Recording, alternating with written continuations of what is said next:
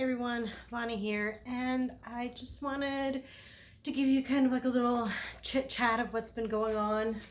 I'm in the process of finishing my contract with AmeriCorps, and hopefully I have a successful finish because I got really sick and lost a lot of hours due to that. It's a set amount of community hours you need to finish, and I'm close, but I might fall short. And if you don't get a successful exit, you miss out on a grant that helps pay off college debt.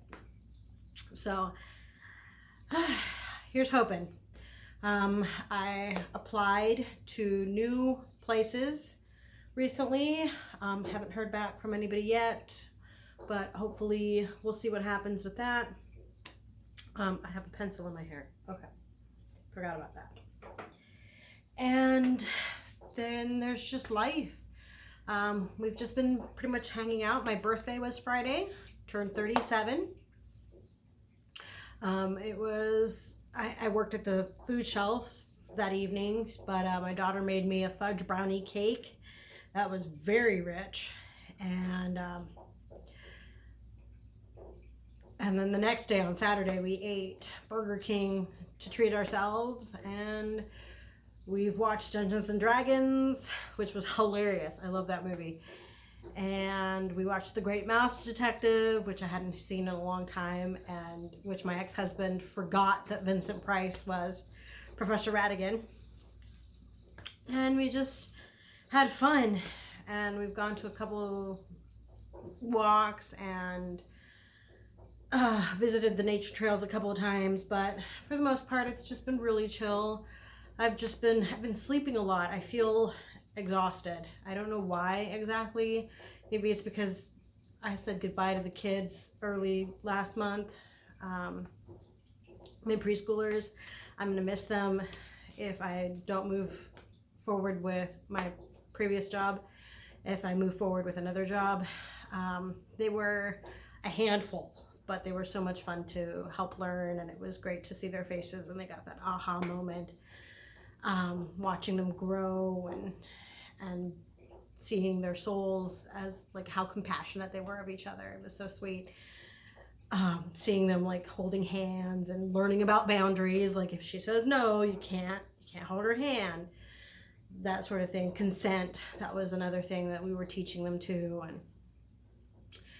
And it was a great experience that I will always treasure. As for my life in general, so hold on, I'll be right back.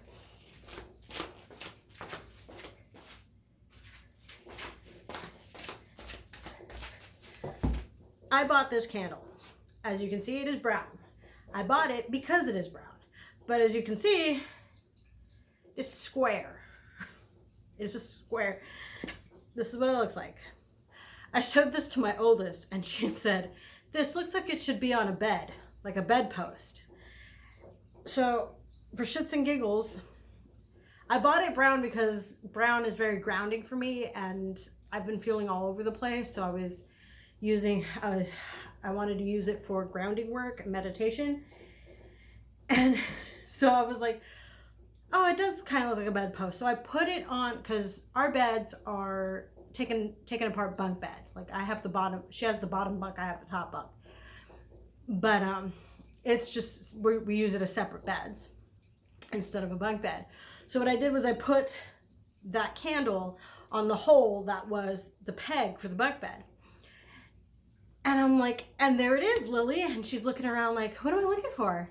And I'm like, the candle right in front of your face. And she's like, oh my God, I thought that was the bed. So yes, it looks like a bedpost. It was a very expensive candle, but like I said, it's brown, and that's what I was going for. Got it at a little boutique at an outlet mall.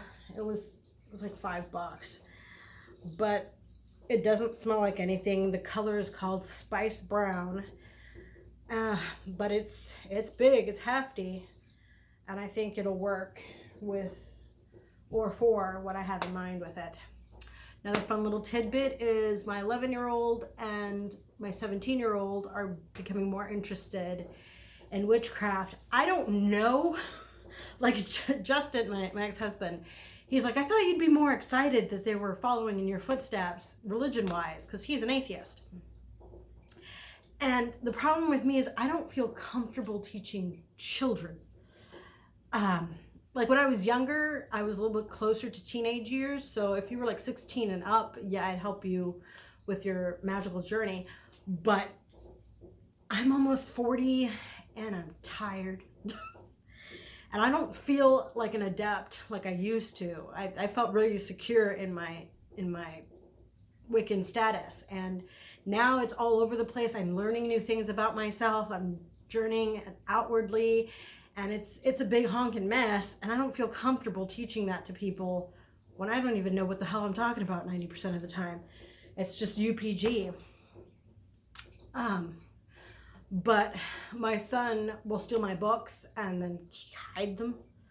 I gave him one of my books, and he's been taking notes. Like, he'll try and read my palm every once in a while.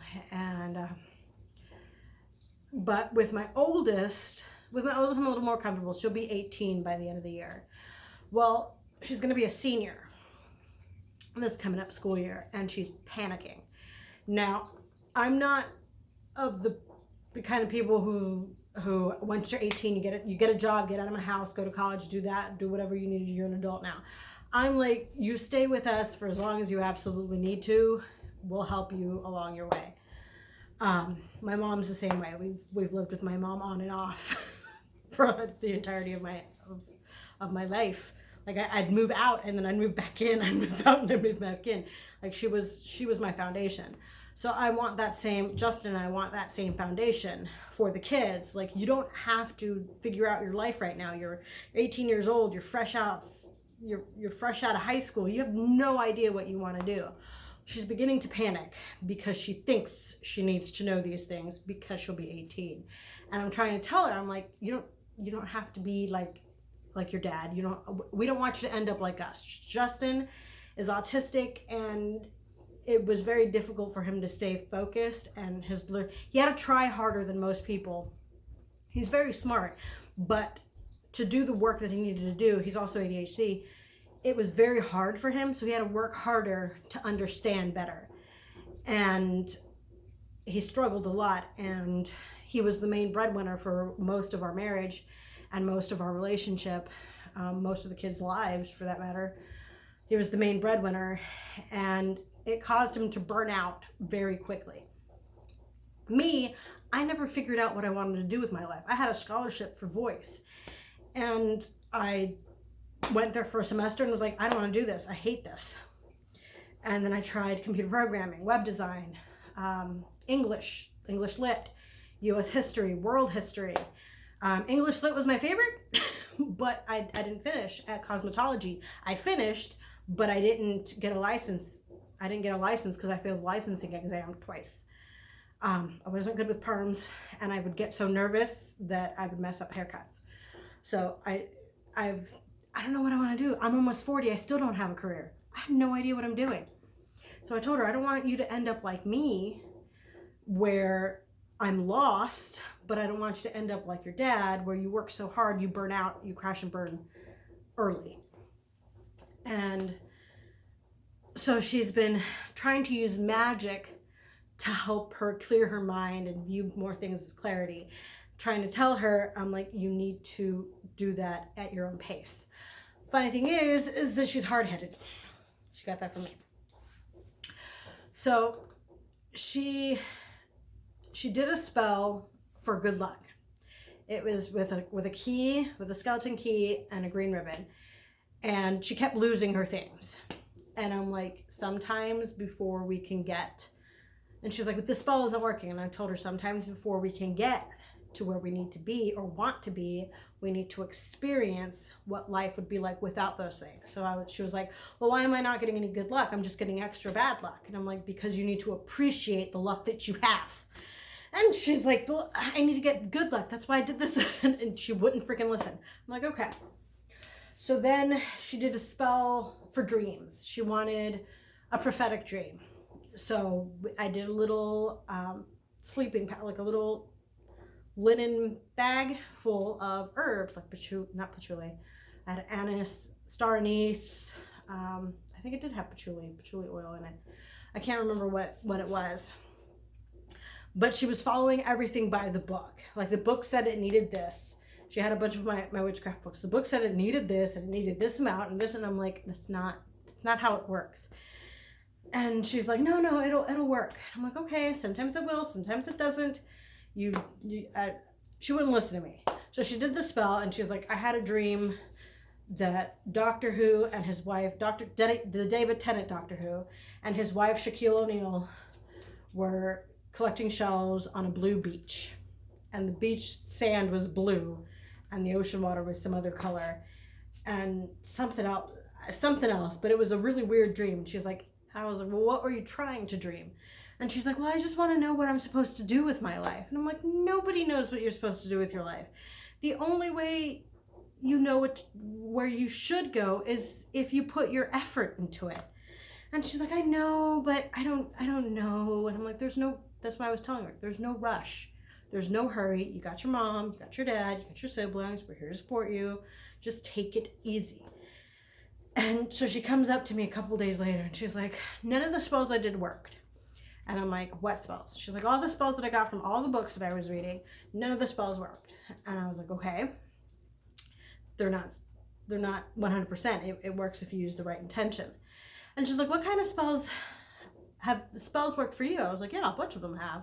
A lot of them work really well. Some of them work too well, and some of them bomb. But for the most part, they do. And she's like, what was the most potent spell? And I told her about my justice spell that I've used twice. And each time, it worked really well. And she's like, oh, well, what book did you get that from? And I'm like, I wrote it myself. And she's like, oh, so you need to make it your own. I wanted to throttle that child because I had been telling her she needed to make it her own. She needed to feel comfortable with it, not just, well, they say I need to do this. You need to ask yourself, why? Why do you need to use this? What does it feel like to you? How does it make you feel? That sort of thing. And she wouldn't fucking listen. And then finally she's just like, oh, okay, that makes sense. I wanted to hit her over the head with something. She's just... Spell working with teenagers is interesting. I've never done it before. I had a friend who I love dearly. She wanted to learn when she was 16. I was probably like 22 at the time, maybe 23. And she was a lot easier to work with than Lily. She would babysit my kids sometimes and we'd hang out. She's a really sweet girl. She's married now, has her own life, but yeah, I wanted to shake her. I wanted to be like, why won't you listen? So yeah, sometimes spell works, and sometimes if it's in a book, it might not be meant for you. You may have to tweak it so it works for you. And for some reason, my 17-year-old couldn't get that through her thick skull. So that's what my creative process has been doing. Right now, I bought a little mini sketchbook, and I'm creating sigils and drawings and trying to release creativity because I feel so blah. But it's been nice. It's been a nice summer vacation. I'm not overwhelmed. I just want to sleep. Anyway, I hope that you are all well and that you have a great day. I just wanted to chat. It's been like 15 minutes. I think I'm done. I think you're done hearing me. I hope you have a great day, night, morning, whenever. Brightest blessings.